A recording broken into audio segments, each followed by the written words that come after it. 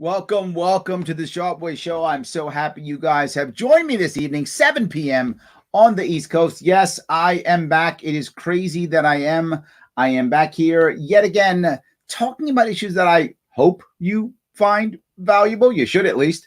What we're finding here in happening across the country, but more happening in more happening in cities, street violence and violence against the Asian community. We're finding that too, and a lot of it.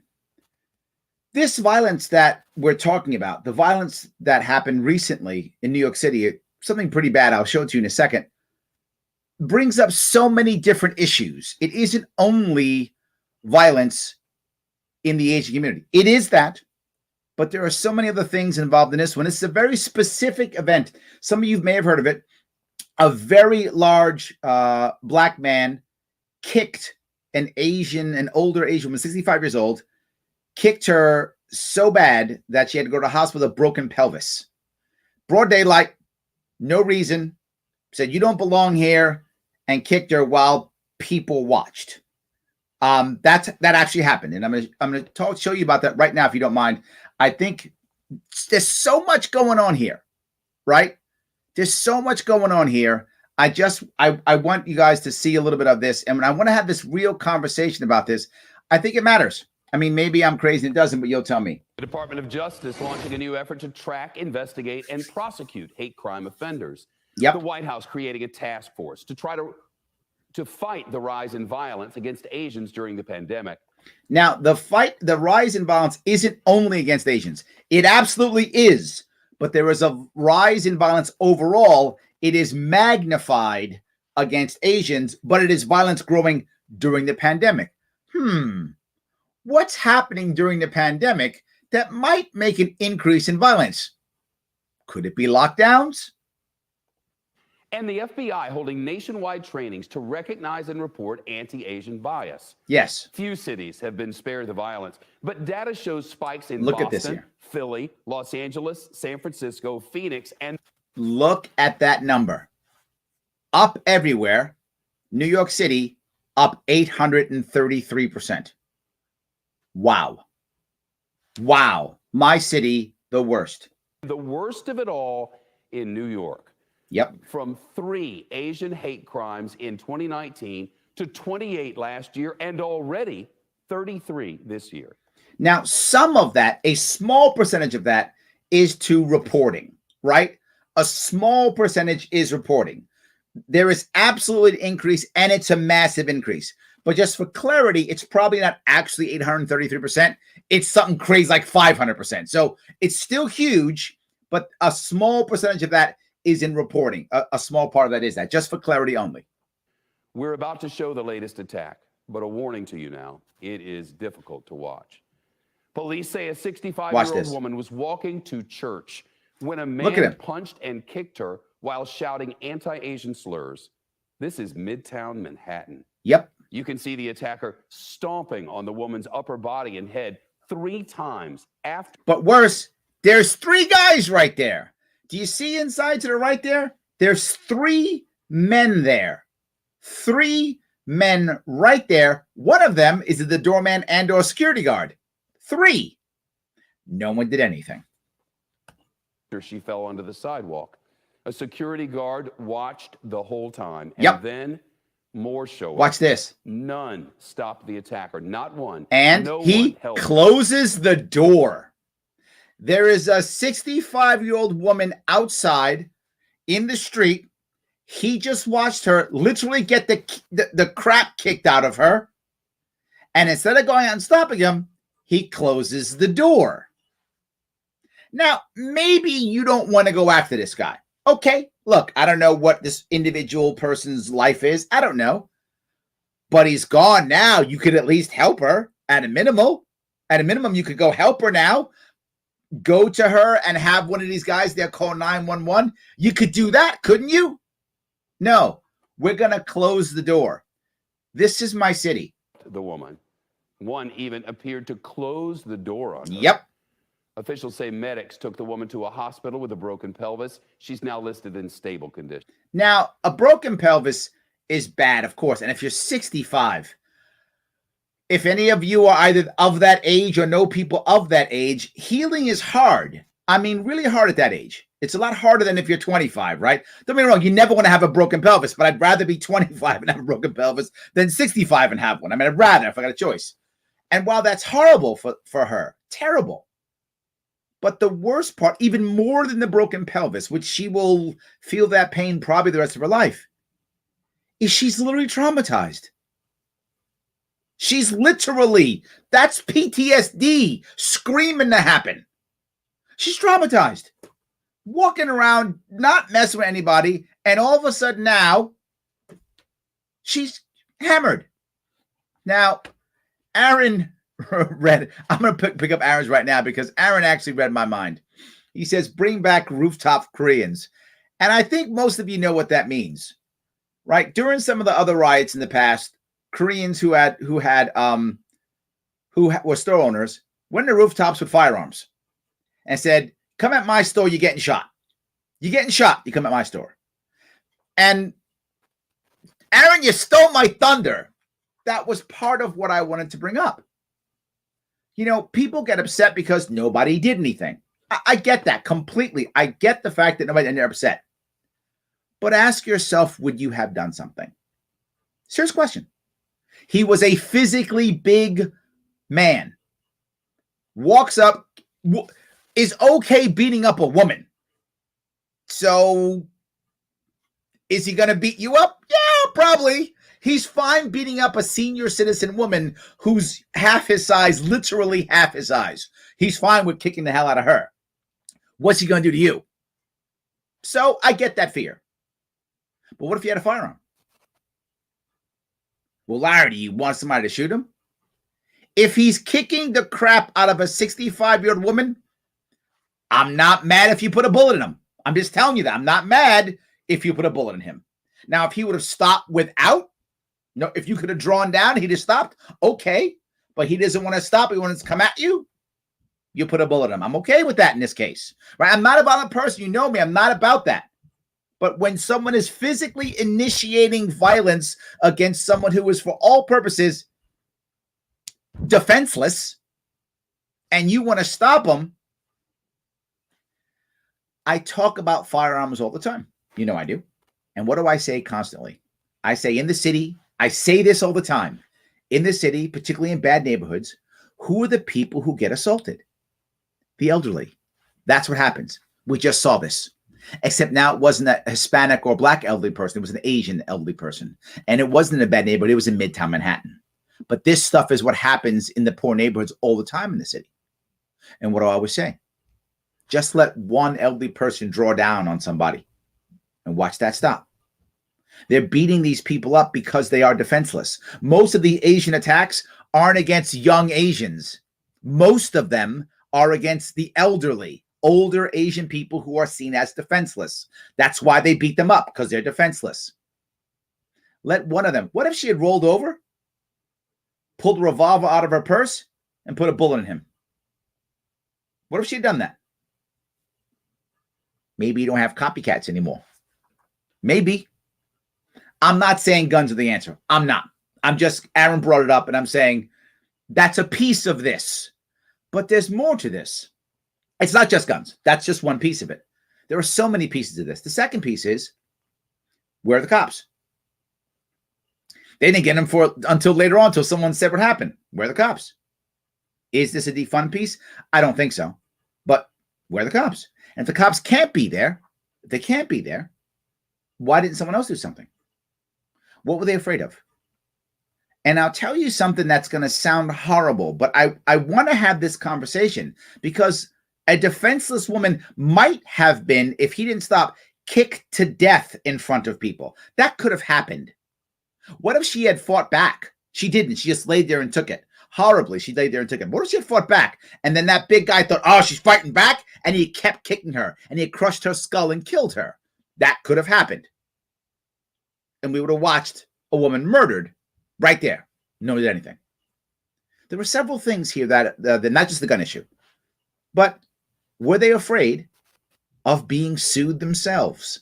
I'm not joking. When you get involved, do you risk the are you worried? Are you scared? I don't want to get involved because then I get in trouble. I don't want to get involved because I'm in trouble. Was that a concern? And what I would say is yes, because I've thought that. I've thought the same thing. Do I want to get involved and then all of a sudden I'm the bad guy because I'm involved and now I'm the one getting sued or I'm the one getting attacked because I'm involved? I felt that. Now, I have gotten involved in things like this before, and I probably shouldn't have, but I have. But I have gotten involved. And I have, if I don't feel like I can physically stop the person, I have said something, scolded, yelled. I have done that type of stuff. I've never just let that happen ever in my life. And it's happened more than once. And I get involved. I have gotten physically involved where I had to hold the guy back. I did do that once. I was much younger then. But I would still try to do something. But I do have the fear. There's a second piece. If those three guys in the room were white and he was black, are they worried that it would have been a racial issue? Is there a fear there? All of our cultural issues come to roost in something like this. Lack of gun culture in New York City. Worry of being sued, litigious society. And racial issues all come together. None of them by themselves are the answer at all. But combined, it does create an environment to where people hesitate. And I go one step further.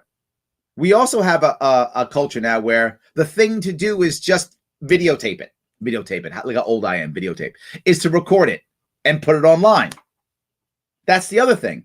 So now even that becomes a thing. So, just pull up my phone and watch the horribleness come because it's not real. It's just on YouTube. So in addition, we have looking at the screen. So we have four different things coming together in our culture that might have allowed this woman to be kicked to death in public. That might have happened. I'm very glad it didn't. And they did get the guy eventually. But then there's more on that story too. So let me keep going because there's more on the guy they got too, which adds more to this story. NBC's Joe Lynn Kent now. Joe, again, these attacks we're seeing over and over now. Yeah. We are, Shep. Good evening. Officials say the woman who was so brutally beaten in that video has just been released from the hospital after luckily she's fine now. There in stable condition. Now, the New York City Hate Crimes Task Force is now investigating the incident, and there has been no arrest of the suspects yet. There has now. I'll cover that in a second. Now, if you look closely at that video, you'll see that the individuals inside of the lobby of that Manhattan luxury apartment complex. Manhattan luxury apartment complex here. Midtown Manhattan, right? Midtown Manhattan. Watching and doing nothing. Yeah, there were three people management says they've been suspended pending an investigation. They suspended the security guards. Boy, that'll teach them, I guess. I don't know, because that's what'll work. So that lack of action has been captured on camera, and it has Asian American activists like Amanda Wen speaking out. It is a fundamental betrayal of what it means to be an American if people do not stand up in the face of hate right now. When I see videos of people who are harassed, who are violently assaulted, and also see people who stand by and do nothing, what does that say about the moral character of our country? She has a valid question, right? She has a valid point. Shouldn't we be doing something? But I brought up four different parts that cover this. And here's the reality. Most people don't know this. There was a guy who actually did something. This is what actually happened. There was a guy who saw it and went, holy crap, and chased the guy. You know what happened? The guy turned around. He had a knife. This is true. Big guy, didn't pull it. Luckily, he didn't pull the knife out on the woman. He didn't pull it out. He only kicked her. And only, isn't that horrible? But he could have stabbed her, and she probably would have died if he had stabbed her. But he didn't. He just kicked her and ran off. When the guy came after him to hold him, he pulled a knife on him. Guy backed off. What would you do? You have no weapon. He is physically bigger and stronger than you, clearly brutal, and has a knife. I think I'm walking away at that one. I think I am. I think I'm walking away on that one. I might yell at him, but I don't think I'm going to touch a guy who's physically bigger than me, brutal, and has a knife. Now, I got a firearm. He's not going anywhere. I can guarantee he's not going anywhere, either voluntarily or because I dropped him. But I don't have a firearm. I'm doing nothing. I'm just going, yeah, you're a bad guy. That's all I'm doing. I'm just being clear. I've been asking law enforcement experts why we keep seeing these horrific incidents against the Asian American community as awareness of the problem is going up. It's growing, right? It is. Well, the answer so far has been a combination of increased reporting of these incidents, which is an important thing, and a possible issue of copycat violence targeting. Bingo. Copycat violence. And that is a fact. That's a real thing. That's a real thing. This is why I've spoken more than once about what Maj Touré talks about, the idea of being in bad neighborhoods and being able to defend yourself. It's easy to beat up old people. It just is. I'm not trying to be mean when I say that. Thugs know this. Bullies know this. That's why they do it. But let one now you say, Larry, you're going to arm all the old people? No, you don't have to arm all the old people. That's silly. Of course you don't. You just have to have one of them who wants to be armed, and one of them will want to, and that one draws down and puts a bullet in one thug.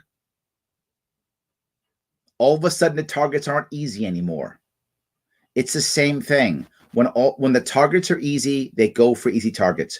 When the targets are hard, they change. That's the issue. Vulnerable AAPI members of all ages. Now, overall hate crimes against Asian Americans rose nearly 150% nationwide last year. Advocates are telling me that they expect that disturbingly fast rise to only grow. Yes, they say of all ages, but the most are against elderly. That's a fact. Most are elderly. As this pandemic continues, Sharpe. Joe Linkent, thanks so much. There we go. So I wanted to bring that piece up because obviously it expressed a bunch of issues and concerns. Now, let me bring up the piece where they actually got the guy. They did find him. They did get him. And there's some interesting facts about him that you may find interesting, the guy they actually got. Suspect in that vicious attack on a 65-year-old Asian American woman in Hell's Kitchen is a convicted murderer out on parole after killing his own mother. Yes, this guy who did this is a convicted murderer. He killed his own mom in 2002. I'm not making this up. He killed his own mom. He was convicted, and he got out on parole in 2019. So he served about 17 years, almost 20 years, and he got out. So where was he? He was being held in a hotel for the homeless because he's homeless. So he was being held up in a hotel. I know people earlier, 2 weeks ago, a couple of shows ago, someone was saying, well, why don't we don't spend, money on a hotel for the homeless? New York, we do. Perfect example. That's where he was. He was literally there, and out he goes. And in 2019, he got out, and that's who the guy is. 38-year-old Brandon Elliott's under arrest tonight. He's facing assault and hate crime charges. He was released from prison just 2 years ago after serving a little over a decade for killing his mother. Now, there are certain things I want to bring up about this. Now, I know the initial thing is, see, we should have kept him in jail forever with the bail thing. Yes and no. If a person does their time, they deserve to have a second chance. 100% they do. Everybody deserves a second chance after you pay your debt. The question is, did he pay his debt? And did we do anything to help him? Now, to be clear, clearly he is mentally disturbed in some way, shape, or form. He's mentally disabled in some way. He has something wrong. Clearly something's not functioning the right way. You don't kill your mother, do 20 years, then come out and start stomping people in the street. Something's gone wrong up there. I don't know what that is, but there's something there. And the problem is, and we've had this problem in this country for a long time, the answer is always put him in jail, put him in prison. I talk about the idea of justice. versus punishment. We don't have a justice system. We have a punishment system. That's what we have. So the man killed his mom and we put him in jail for 17 years. Okay, we punished him. Did we help him at all? I would assume if you're 19 as an adult, his entire adult life, what does he know? He knows prison. Well, I think he carries a knife on him. In prison, he probably carried a shiv on him his entire time there. He was a murderer. He's big. People probably didn't mess with him. And he probably solved most of his problems in prison with violence. One would assume. I don't know him personally, but that's a common issue. So probably the odds are high that he solved most of his social problems in prison through violence. Probably what he did. So he comes out. That's what he knows. He's been out almost 2 years. Doesn't have a job still? Do we teach him anything? Can he get a job? He's a convicted murderer. So we let him out in 2019 with virtually no chance of success. So why did we let him out? Why did we even let him out? Why didn't we keep him locked up? And I don't mean this as to be cruel. I mean the reverse. It was crueler to let him out if he has no chance of success. Just keep him locked up then. They might say, well, it was cash. I don't want to spend the money. Keep this guy locked up. Well, when he gets out, what's he going to do? Go back on a dole, which he is. He's getting paid. He's living in hotels New York State's paying for. Put him back in jail then. Why'd you let him out of jail? Or make it to where he actually would get help when he's in jail so that when he gets out, he has a chance at success. Make it to where we look at it in a way to where he gets out, he's got some mental illness that we've hopefully treated in some way when he was in prison. I mean, we dropped $70,000 a year, caretaking him for 17 years. You could have thrown some therapy on that. You couldn't have done that. This is a failure of our system on him too. I want to be very clear on this. I'm not defending him in any way, shape, or form. I am not defending him. I'm saying this is an example of how our system failed again. And if our system had been better, then he either doesn't get out or he gets out and he has a better chance of success. In either way, in either of those, either he doesn't get out or he gets out with an actual chance of success. Either way, that woman is not kicked in the street. Either way, she's not kicked. They don't get the crap kicked out of her in broad daylight in the middle of the street. Failure either way you look at it. And that's another problem we have. So guns, so race, so litigious society, so police force, so criminal justice reform, all are in this same thing. Lockdowns all happen in this story. We see it all come together. Now, I know I've been talking about police recently just now. Here's what I want you to do, if you don't mind. We have a different survey today. It is the Police Accountability Survey. Yes, it's a different one. So if you've taken the others, you got to take this one too. My sponsors, theadvocates.org, they would like you to do that. So please click that link that's in our description right there. That link that's in the description right now. Go to it, click it, take that. It's about 5 minutes. It's a Police Accountability Survey. If you take it, and then of course the same, share it. Let people know the advocates are out there. Let people know this is interesting. And we can talk about police accountability. I mean, there weren't cops in this case, but George Floyd, right now, the trial is on. Police accountability is a key piece. Please take that survey. It makes my sponsors happy to keep this show going. If you've got some cash, you like what I'm doing, do me a favor. Patreon.com/Sharpe Way. Throw me a couple bucks, $10 here, $25 here. It all helps to help us make a better and better show. And I'm trying to invest more money in this show to make a better and better show. I hope you notice, I'm trying to make this thing better and to keep giving you some good quality and to put the time and energy into this. If you don't have the cash, you can just like, comment, and share. That helps no matter what you're helping. It's free. If you can, give me 5 minutes, take that survey, finish the survey, and then share it. All of that matters to keep everybody happy. So thank you for that. I appreciate that. So let me go through and grab a little bit more of this, and I'm going to grab some comments. But I do want to finish up this piece here if I can. News 4's Miles Miller is live in Lower Manhattan with the message the NYPD and the DA have for him. Miles? NYPD and DA. That's right. Brandon Elliott is right now at central booking here in Manhattan. He has yet to go before a judge, but when he does, the DA says they'll expect to ask for remand. So for those of you who know, remand means they want to keep him in jail without bail until his hearing or until his actual next court date, which obviously that's going to happen. I mean, that he's going back away. I mean, he'll be going away for another 25 years. Literally, he'll be going away. He's breaking his parole. He will go away for 25 more years. And you're saying to yourself, well, Larry, that's good, isn't it? He's only 38. So when he gets out in 25 years, he'll be, 63? Is my math right? He'll be 63 and still have no chance of success and still be violent and still not be cured. So he'll come out at 63. We'll pay for him in a hotel for a couple of years. He'll beat somebody else up because that's how he solves his problems. And we'll put him back in jail for 20 more years until he dies in his 80s. That's the future.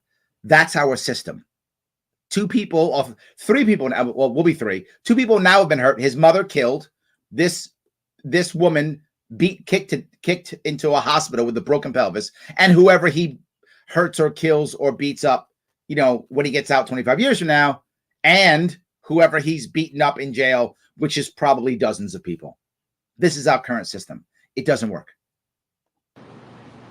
The man seen in this brutal attack tonight is awaiting a judge. Yep. 38-year-old Brandon Elliott picked up last night by detectives and charged in this vicious attack on a 65-year-old woman. Mr. Elliott is accused of brutally shoving, kicking, and stomping a 65-year-old mother to the ground. Cy Vance. The brutal attack happened Monday in Hell's Kitchen while that woman was on her way to church. She spent 2 days in the hospital recovering from her injuries as police tracked down Elliott. He was convicted of murdering his mother in 2002 in their Bronx apartment, released on lifetime parole in 2019. And he served his time and he was released to parole. That means something. And I think that anyone given a second chance deserves second chances. Now, this is the one thing that I'm very happy to hear, and I didn't hear that before in New York City. That was a police commissioner who actually said people deserve second chances. You don't often hear that from law enforcement. You just don't. So that was a positive thing. He actually said people deserve second chances. And I hope that this guy who blew his second chance, that doesn't affect everybody else who does deserve a second chance. Sunday, the NYPD says there have been 33 hate crimes with an Asian victim. There were 11 such attacks by the same time last year. Yep. The department today making a direct appeal to victims. Work with the department by. So let me get out of that piece. That's the part that I wanted to bring up. That the system failed her, the system fails us, the system failed him, the system failed it all. And it covers so many different parts of our broken culture. Let me grab some comments if I can. Adrienne says, Larry, my ex-sister-in-law and one niece and nephew are half Japanese. Current sister-in-law, Vietnamese/Chinese, and 2 nieces. Interesting discussion. Yeah, the piece I'll bring up is a lot of this is sadly copycat. And that sounds so horrible, but it is. Violence is actually, and it's going to sound crazy, but hear me out. Violence is actually like a disease in that it's infectious. It spreads, right? It does. When other people start being violent, so do you. And one of the ways you see it is in war.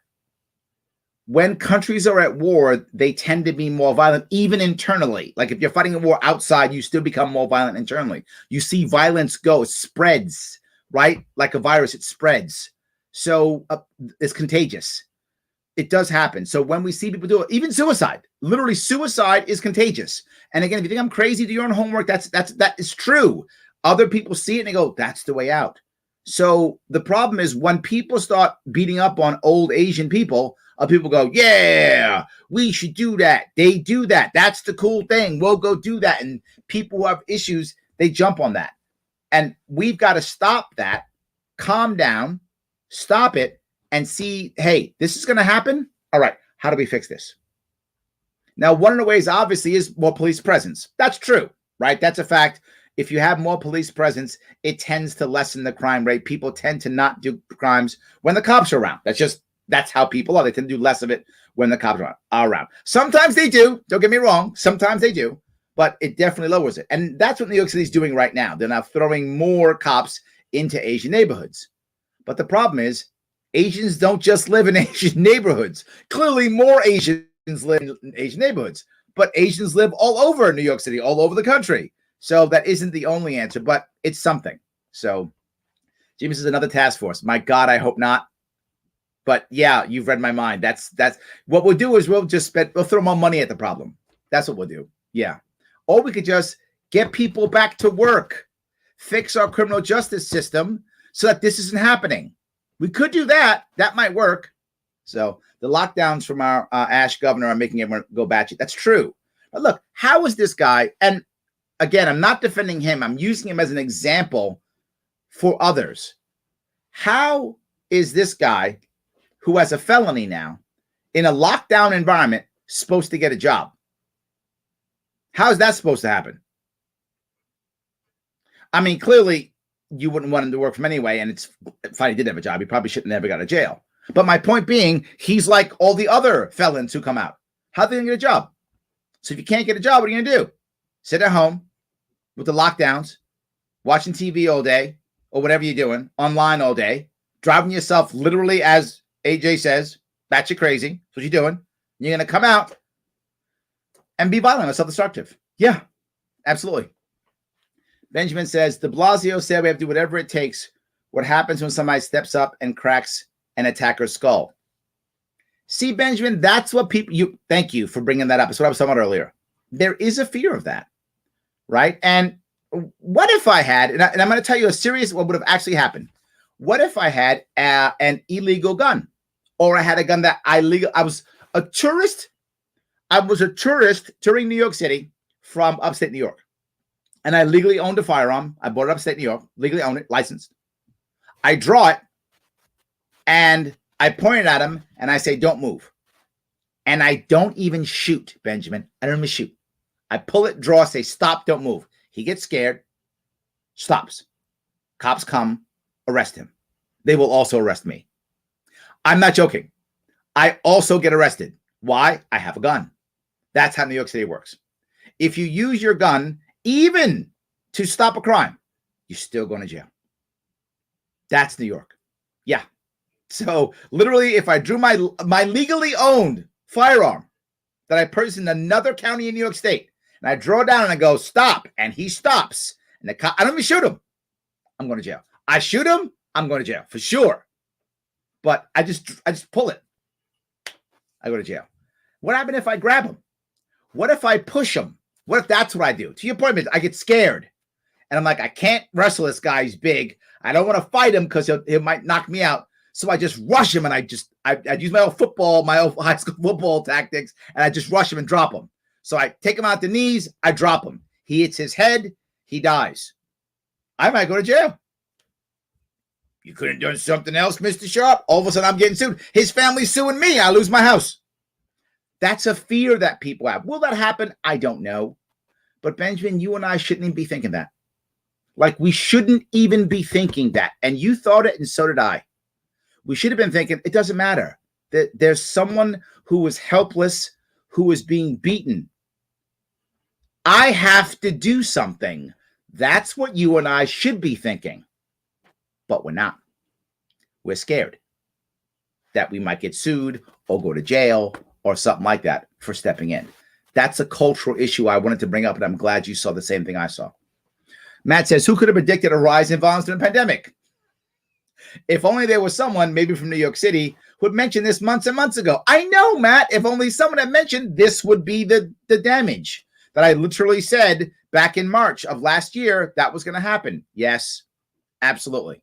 So Rose says, very surprised. I thought the liberal utopia of New York would be far more tolerant. Who would have guessed? I know. New York City, the bastion of tolerance. Why would we be having this? No, we're not that. It's just not who we are. If you know how New York City works, there's actually a lot of ethnic enclaves in New York. We tend to work together. In other words, we tend to move into certain areas and work together as almost like a melting pot. But then we go back to our own neighborhoods. It's very much how we tend to do. We tend to work with others, but live among our own. That's a common thing in New York. Not 100% rule at all, but it is a common thing. So, yes. as a SO myself, SO. Security officer? Is that what that is? So myself, that guard might not have been able to assist due to company policy. Oh, security, yes, gotcha. But can't say anything for his morals. I wouldn't be able to stand there like I was on shift. Yes, you're right. There may have been company policy that, if it's not on our property, you can't do anything. Sure, that guy watched and closed the door. So maybe he was bound by contract or policy. Perhaps. I think that is a fair assessment and maybe the right answer. But you can't yell and scream and call 911 and say, hey, get off her. Stop. What's wrong with you? Come over here and I'll whip your ass or whatever, right? At a minimum, I would have drawn him off of her, right? Even if I was afraid to fight the guy, I would have drawn him off of her towards me. Then I could have run or something. I got behind a thing, closed the door, whatever. I mean, I don't know if I could have fought that guy. If he had a knife too, I don't know. If I thought I could have taken him out, I would have, right? If I had 3 guys with me, I'd probably take him out. I'm just being full with who I am. If I had 3 guys with me, I probably would have. But it's just me. I'm going to draw him off. And that guard could have done that. Just yelled at him and said, hey, son of a blah, blah, blah, come at me or whatever to get the guy off her. He didn't do any of that. So your point's valid. He may have been caught by policy, but there were other things he could have done. He could have done. Yes, exactly.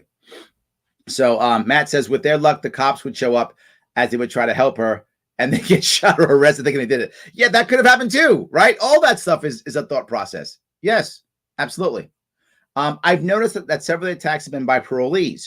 I bet this guy murdered his mother. Yes, that's correct. Yeah, he was actually in a hotel that was acting as a homeless shelter. That's what we do in New York City. So yeah, Connor, you're correct. That's true. Again, we put these people in a situation to where they can't get a job, they can't survive, they can't do well, and then we wonder why they act desperately. I'm not saying they shouldn't. I'm saying, what are we doing? Why are we making it so hard? If they're going out to nothing, why are we even letting them out? So we can bring them back in again. We're not saving any money because we're paying for hotels from every day. So we're not saving any money. Leave them in a jail then. Leave them in prison. If we're going to pay for them anyway, leave them in prison. I mean, I don't want to pay for them. I don't. But if we're going to, leave them in jail. Leave them in prison. James says, I see NYPD Twitter every day where multiple ethnic groups of elderly people get attacked. Yes. Elderly. Thank you, James. I'm not the only one who's saying this. It is the elderly. They are easy, soft targets, so thugs beat up on them. Yeah, that's correct. Why there's an agenda with pushing only Asian hate now? It's because of increase in reporting is one, and copycat. I think both those things are very true, right? Copycat and increased reporting, both of those things. But there's no question. Asians are being affected more than others. The numbers, while they're a little skewed, they are slightly skewed. They're still massive. Even with the small skewing, it's still far more than any other ethnic group. I mean, far more. So it is happening. Not as bad to a small percentage, but it's still bad. David says, it's New York City. So this must have happened in the Republican side of town. This was Staten Island, correct? Nicely done, David. Yes.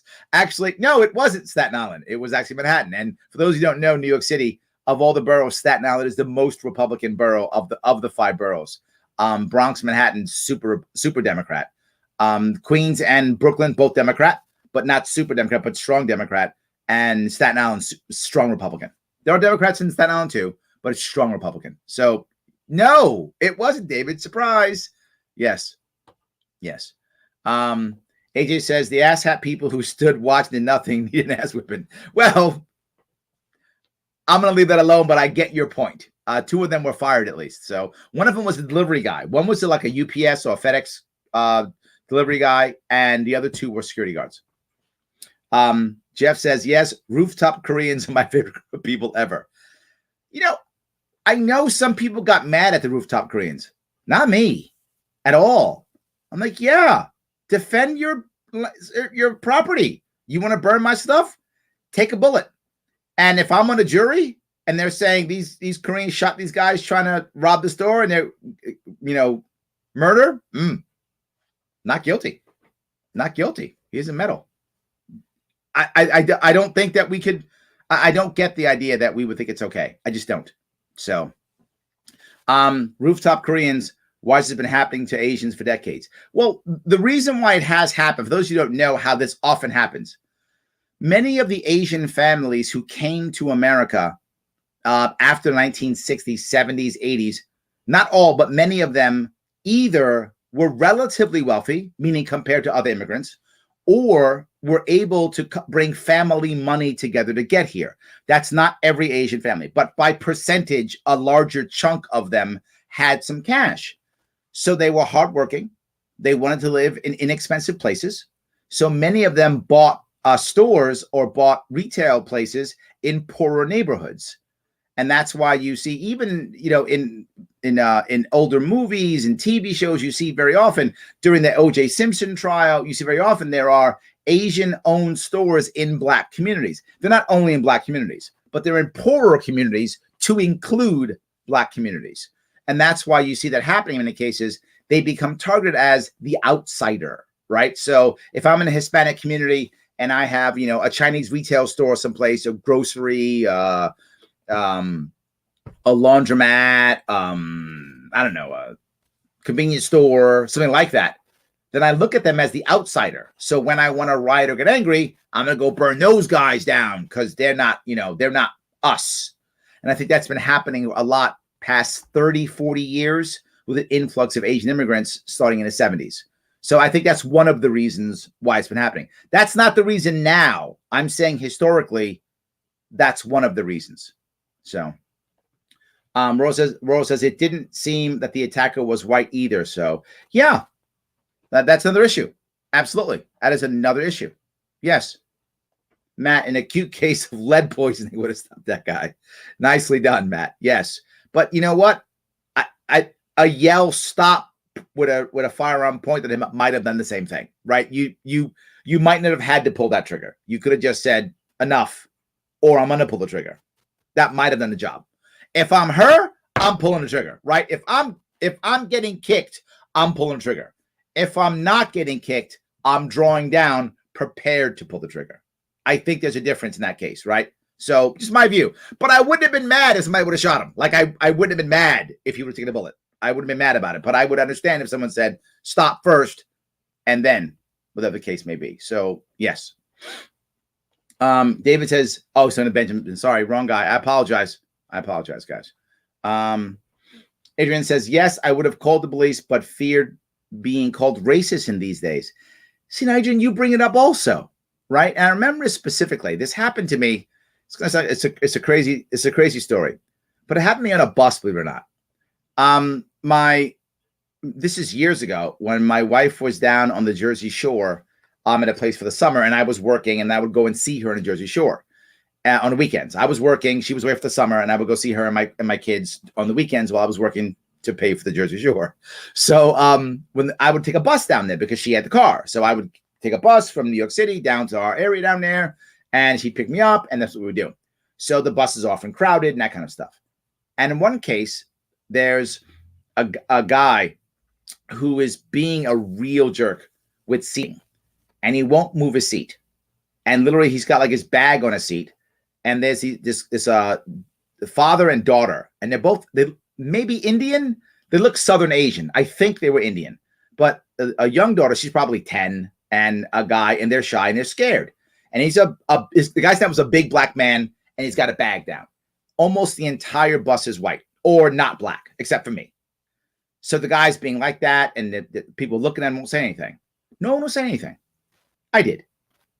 I was semi-aggressive, but not totally, but semi-aggressive.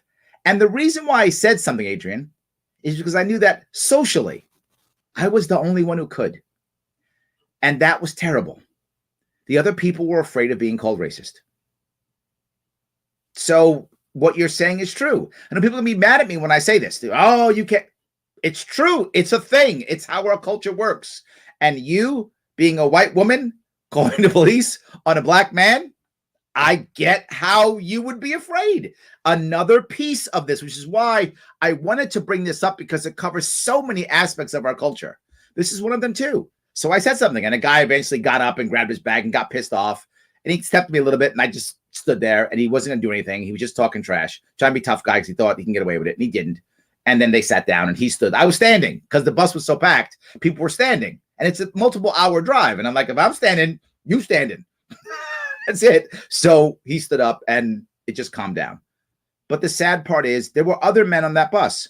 There were other women on that bus. They were all white or Hispanic. None of them were black except for me. And they wouldn't say a thing. They were thinking what you were thinking. Absolutely true. So yes, Larry, New York needs a good Samaritan law when it comes to protecting someone under assault. Yeah, I think we need many things like that, Kelly, particularly when it comes to violence. The problem is we seem to be very anti-violent except when it comes to our cops. That's really an issue. So, yeah. Matt says, I spoke to a defense lawyer in the past, and in a candid moment, he explained that if you ever have a chance to draw a weapon and use it, regardless of the fact that it may be justified, the press, the community, of course, will ruin you. Thank you, Matt. Yes. Yes. It sounds horrible, but until we can provide protection to those who are good Samaritans, people question getting involved in a stranger's life. Another part of this that happened. Another part of our culture. Yes, absolutely. But if you're a cop, fine. You got a badge, fine. Do whatever you want.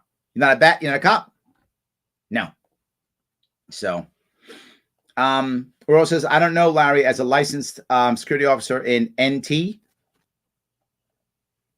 Myself, I was a supervisor on that shift, and I would have either directed my guards to help or went out there myself. Okay, yes, I'm okay. Yes, something should have happened. I agree. Yes, absolutely. Jimmy says, why can't people respect other people? Why are all the violence and hate? I guess my mom raised me differently. You're just built different, Jimmy. That's what it is. No, I think the answer is you see what's happening in our culture, and it begins to affect others, right? It just begins to affect others. Ed says, it's obvious about the woke crowd believe the delusions like they think Asians are white and blaming them over, including all Asians hate that made in the past. They made the Stop Asian Hate to care about them after they went against them. But you realize that Asians are not falling for their BS since they knew how bad BLM went during the riots. You're saying, does the woke crowd believe Asians are white? I'm not sure where you were going with that one, Ed. I'm not 100% sure where you're going with that. I'm trying to follow it. I don't know. I think, you bring up a valid point. When Asians, particularly in the cities, are attacked by black people, which has been a common thing, by the way. It's been some South Asians but heavily black people. It doesn't make the race relationships any better. That's for sure, right? So whether Asians were or are anti-woke, and I don't know the numbers on that to be forward with you, this isn't going to make them more woke. So if the goal is to make Asians more woke, this isn't helping. So, is that what you're saying? Are you saying the woke side is trying to push the Stop Asian Hate to keep them on the woke side? All right, maybe. Okay, maybe that's what you were saying. I'm sorry. I was trying to be clear. Maybe that could make sense. Maybe. Okay. Randy says people really need to stand up and help other people. Yes, but you saw Benjamin talked about it. Adrian talked about it. I talked about it. We all thought the same thing. There was something that was causing people to hesitate, and it was cultural. Obviously, viscerally, and this may sound sexist, but I'm just telling you, a man sees another man beating a woman. Instinctively, he wants to do something. Instinctively, right? This is just instinct. He wants to do something. Culture says, don't you dare. Don't you dare. Don't do it. So, doesn't matter what you are called. If you see something happening, grow a set and help them. Democratic Party media is the reason this is happening. This would not have happened when I was younger or now with me. I'm not sure the Democratic Party is the only person to blame here. Partially, yes, of course. But I don't see Republicans stopping it. I don't see Republicans stopping the litigious society that we have. They jump on board too. They sue like everybody else. I don't see them, stopping the destruction of the Second Amendment in New York State. I don't see them doing anything about that either. So I don't know. I could point the finger both ways. So I definitely could. All right. So if I keep going down here, if I can. If Asians, Rocket Man says, if Asians become a protected group, the harder it is to criticize China without being considered a racist. Huh. So you're saying there's some plot with people who are supporting, you mean like big business that wants to do business with China? Or are you saying the Chinese Communist Party itself is somehow involved? I mean, I think your point's probably a valid one, right? If Asians are more protected, it does become harder because people say, oh, you're attacking China, you're attacking Asians. I could see that. I'd have to see some evidence of what you're talking about. I'm not sure, but I get where you're going with it. That may be a stretch. Ed says, you're a nicer person than I am. I try to be nice, Ed. I really do. Absolutely. I try. Yes. 100%. I give it a shot. It doesn't always work, but I always try to do that. Absolutely. All right, let me see if I can keep doing this here. I remember New York State used to pay people to hire people out of prison. Oh, yeah. My dad hired many who really learned the plumbing trade and changed. Yes, and we don't do that kind of stuff at all anymore. I agree. Yes, I mean, that's the issue. If you want someone to have a chance of succeeding, you have to give them a chance, right? If you want that. I'm not sure we do. I'm not sure we do, right? I'll bring this even to George Floyd. You've heard me say this 1,000 times. He's his attacker now is on trial. If you don't have lockdowns, then George Floyd is still at work. Those cops aren't there. He isn't there. He doesn't die. Hard to be out getting in trouble doing fentanyl when you got to be at work. And he had a job that he had gotten.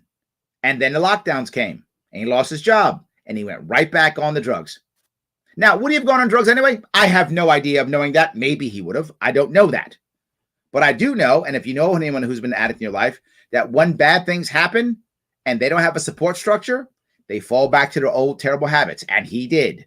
And that's why he was there. And that's why a fentanyl system. And that's why the cops were there. And that's why he's dead.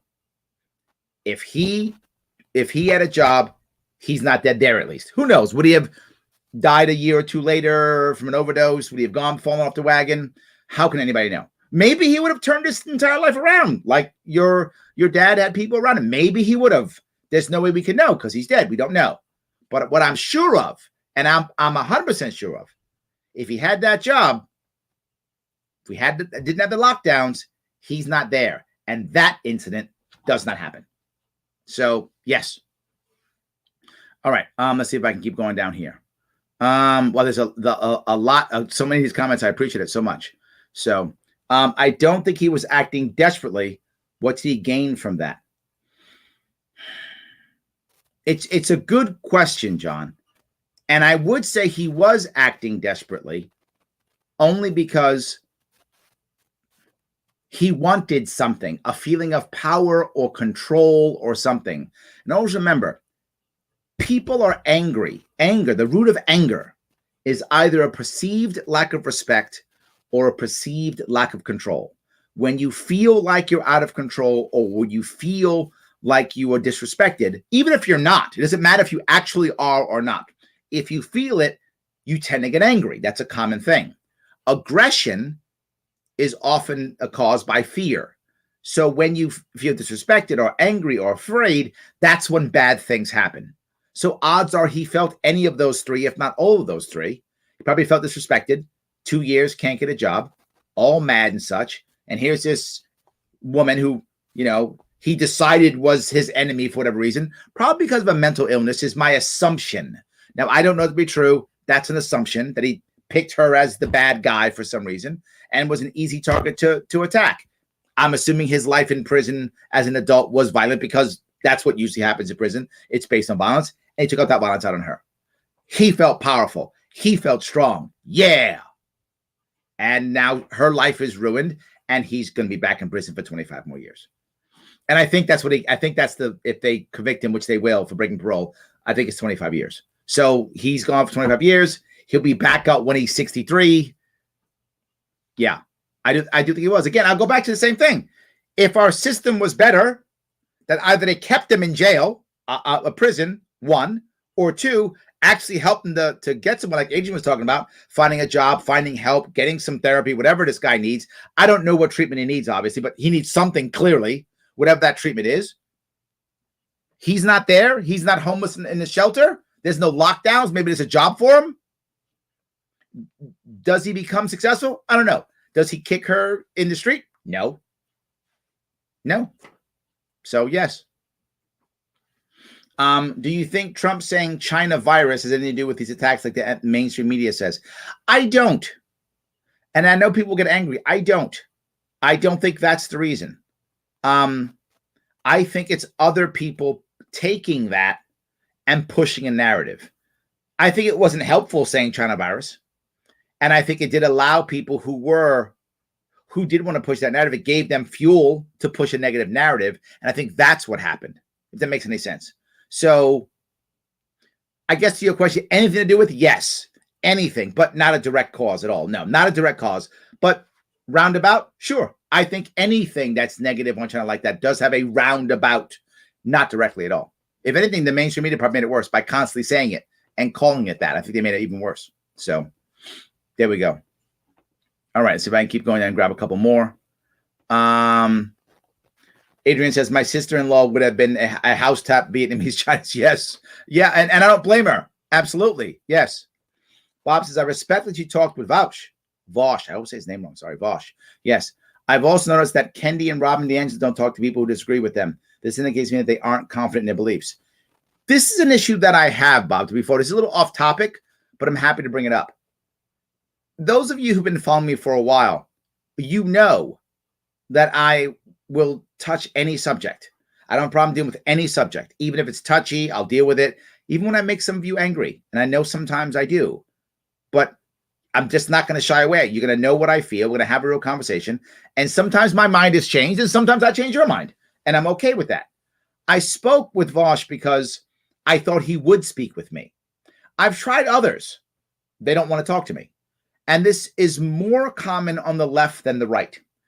When the right wants to fight or deal with you, the right often wants to own the lib. That's how they think. So they want to be aggressive, and they come at me. So the right is much more open to come on my shows, to let me on their shows, because they want to own me. And I don't mind that at all. Great. Try to own me. I don't mind at all. Jiu-jitsu is my skill set. They come at me and I put them on their back. I love that. The left doesn't. The left's way of dealing with me is dismissal. That they dismiss me. He's not real. He's nothing. If you watched any of the comments from the Vosh supporters that were anti-me, almost all of them were dismissive. They weren't like, he's wrong because of this. They were like, another libertarian who hates the poor. It was that kind of thing. And that's a common thing. The left tends to be much more dismissive. The right tends to be much more confrontational. And I'm happy to have any conversations, so I spend more time talking to people on the right because they're more open to talk to me. I've reached out to tons of people on the left. My team will tell you, we reach out all the time. They don't want to come on the show. They don't want to talk to me. They don't want me on their shows. They just ignore me. Or I've reached out to the Democratic Socialists of America, DSA. Let's have a conversation. Sometimes they'll respond. Usually they won't even respond. Recently they started to respond a little bit. So I'm hoping they'll have a conversation. I try to have more left people on the show. I try to talk to them more. I'm not afraid of my beliefs. You know that. I'm confident in my beliefs. I'm confident in my policies. And look, maybe I'm wrong. Maybe the left has some points that'll show me something. I'm okay with that. I hope they're right. That'd be amazing. But yes, so that's why I talked to Vosh. And I hope that some of his people will see that, we're not crazy and that you can talk to us. So yes, absolutely. El Gregorio says, I would not fear being called a racist. It does not matter. We'll call the attacker is, we'll call the victim is. Violence must be stopped. I'm not playing these race games to anybody. El Gregorio, here's the issue. While I get what you're saying, I do. You're not the one whose life is destroyed yet. What happens when you see somebody next to you or close to you have their life destroyed because they're a racist? I'm doing air quotes. Or because they hate black people or hate Asians or hate so-and-so. And then they lose their job. They lose their livelihood. They can't feed their family. They feel terrible. I get your emotion. I'd also like you to think there are serious consequences when society decides to shun you. If society shuns you and you're not prepared for that, I mean, what if you're not ready to get in the job? What if you're not ready to change your career or move? What if you're blacklisted in your industry and your industry is small? So once people know who you have to basically change industries. What if you've been in the industry for 10, 15 years? It's what you know best. It's easier said than done. I get what you're saying, and I wish more people were that way. At the same time, you can't feed your family if you're blacklisted. You can't move your life forward if you're blacklisted. It's just harder than you might think. Cancel culture is real. I mean, that young lady, you know, her racist tweets, they called it, from when she was 17 years old, got her fired like a month ago. And it's 10 years after. Imagine if you're the guy who they go, this is the guy who called the cops on the black guy, and he was and he was mentally ill. Oh my God. What if that was the story that his lawyers were telling? And that's what gets out. Then the story becomes about you, not about them anymore. So I understand you. It's hard. Samuel says, what are your thoughts on felons who serve their time getting their Second Amendment rights back as well as voting rights? I will say this every single time. Once you've paid your debt to society, you should get all your rights back, period. Every one of them, it should be automatic. How can we not? Every one of them. It doesn't matter. If you go to jail, you're a felon, and you do whatever, 5 years, 10 years, whatever the number is. Once your time is served, you should be able to vote, have your Second Amendment rights, of course. Now, obviously, I don't want you voting in prison. You've lost your rights. You're in prison. I don't want you having a gun in prison, clearly. So you don't get your rights in prison. Of course not. But once you're out, you're out. You've paid your debt. Second chance, right? Now you're a felon now, and you're out though. So now you can't vote, but you're paying taxes. That's taxation without representation, isn't it? Literally before the war against that. So if you're going to say felons don't pay taxes anymore, fine, don't vote. You'd have a lot more felons. But I'm just saying, fine, don't vote then. But if you're going to pay taxes, you get to vote. That's how that works. Sorry, that's how that should work. Not really how it works. It's how it should work. Not just that. Now you're out. You're going to have a family, friends, a business, whatever. Can't you defend it? So you can't defend it anymore? Of course you can. So once you've paid your debt, you get a second chance. If someone goes, but these guys are bad criminals, then make them stay in jail longer. I don't care. Whatever is the rules, fix those rules. But when you've paid your debt, you get a second chance. That's how that should work. I hope that was clear. So, all right. Let's see if I can keep going here. All right. Larry, the fact that you can't go to a store and try selling candy to said store without a license is clear violation of our rights to transact with a license. I set the price of the license. I'm not sure where you're going with that. I'm not sure where you're going with that. Are you talking about the weed thing? Did I get it the wrong time? Maybe I did. I don't know. I'm not sure where you're going with that. Oh, weed. Thank you. You should be able to sell weed to people on the streets or in your garage if you want to. This was my point, Brendan. I brought up when I was talking about you regulating marijuana, cannabis, like onions, like a plant that it is. That's the point, right? I think it's a plant. You should treat it as such. Grow in your backyard. If you sell a plant to someone else, if they're the end user and there's a tax on it, then they pay the tax. If they're not the end user, then you don't. Done. So yeah, I agree with you completely. So Paula says, I think the right has a little more empathy for libertarians. Yeah, maybe. I think it might be true. I think that could be true. Yeah, that could be true. I might see that. So, all right. So if I can keep going down here, grab a couple more if I can. Let's see. Liberty Shamrocker. In reading so many of these comments, it's enlightening how far divided and jaded we as people become. In this instance, the convo is about a trend of violence against Asian and the elderly. It's about a lot of things, though. And I'm glad that the comments are all over the place. I really am. It shows one thing that I say all the time. This audience is not a monolith. This audience is a very different and mixed audience, I cannot tell you how happy I am about that. The amount of times you've seen me, if you watch me, when people get mad at me and I say, I get it, you're mad at me, please stay. Don't leave. Just keep watching. I get you're mad. Just stay. You won't agree with me on this, but the next one you will, right? Not this one, but the next one you will. Just stay. I'll get you on something. Just stay with me. I think we can have common ground on something. I really think that we can have it. And I got to tell you, I'm okay, right? I really am okay with people disagreeing, thinking differently, believing it's left or believing it's right. Absolutely think it's okay to be doing that. Totally happy for that to be going on. I think we have to, right? I think we have to. Without that, where do we make change, right? How do we make change? How can we even want to make change if people don't understand there's a problem and people are unhappy and then we have to fix them in some way, shape, or form? Yeah, I think we kind of have to. I really do. So, yes. Let me keep going down here. Alice says they charge people's property anytime they do anything. Yes, that's true. That is true. Yes, absolutely. Paula says, I've noticed people getting away from conversations about race as of late. Except for me, Paula. You guys keep throwing me on race, so I keep doing it. The amount of people who either tweet me or email me or Facebook me, message me to ask about race. I mean, it's every week. I don't want to become the race show. I don't want to do that. I don't want to become the race show. At the same time, I don't want to avoid it either. So I do it sometimes, but I don't want to become the race show. But I feel sometimes, to your point, I'm like the only place you can do it sometimes. Everything else always becomes, angry, and that's it. So that's the issue. All right. M Power says, I heard, when I heard it, I thought Larry said Vaush would not talk. No. Yes. He did. He was very open and wasn't mad at me, wasn't yelling and screaming at me. His audience was, generally speaking, better than I thought.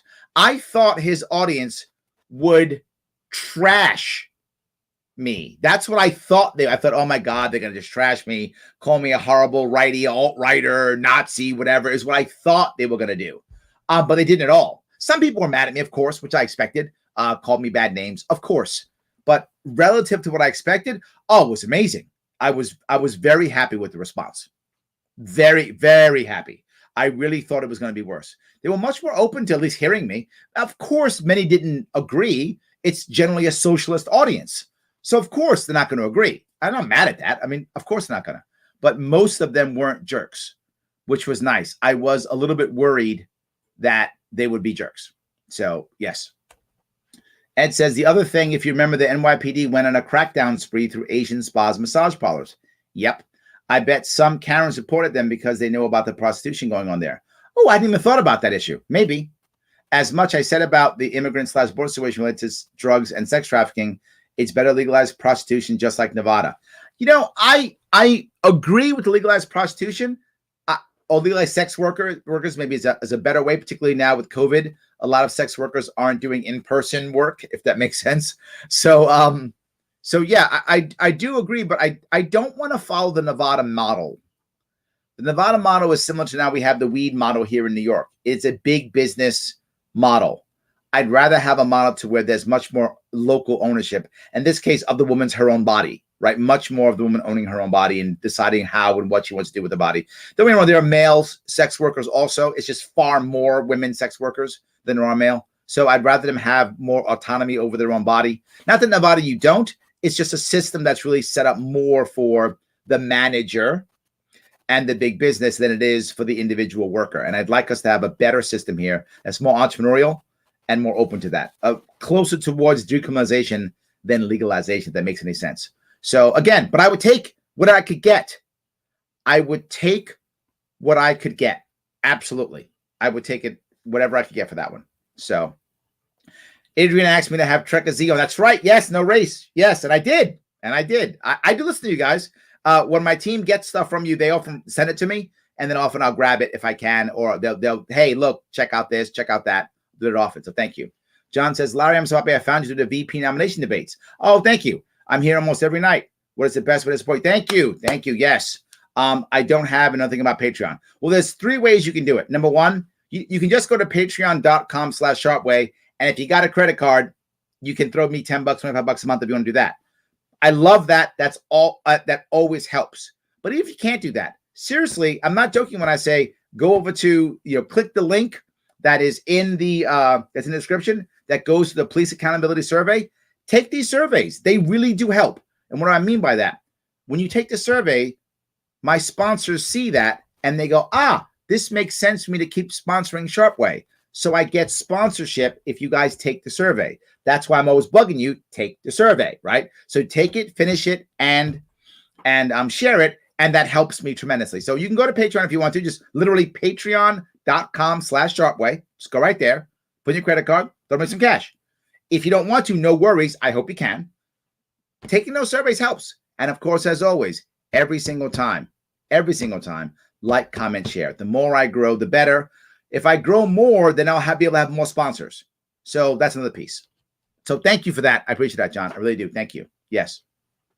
Duke Scar 666 says, Larry, longtime member of the LP here since 1980. Keep up the good work. Thank you. One suggestion, see if you can get on Tim Pool's podcast. Be a good combo with him and his crew, I think. I agree. I'm open to it. I don't think Tim wants to talk to me. I'm happy. Tim, if you're listening, go ahead. Why don't you guys, if you guys want me to be on Tim Pool, tweet him. Tell him I should be on. I'm happy to be on his podcast. Isn't he here at Jersey? Is it? He's close by. I could probably go to his studio. I probably could. He's close by. So yeah, just tweet him, bug him, tell him to have me on. Maybe he'll do it. So all good. I'm happy to have him on. Yes. So, all right. Are we now regulating sex work like onions? I like it, Josh. Nicely done.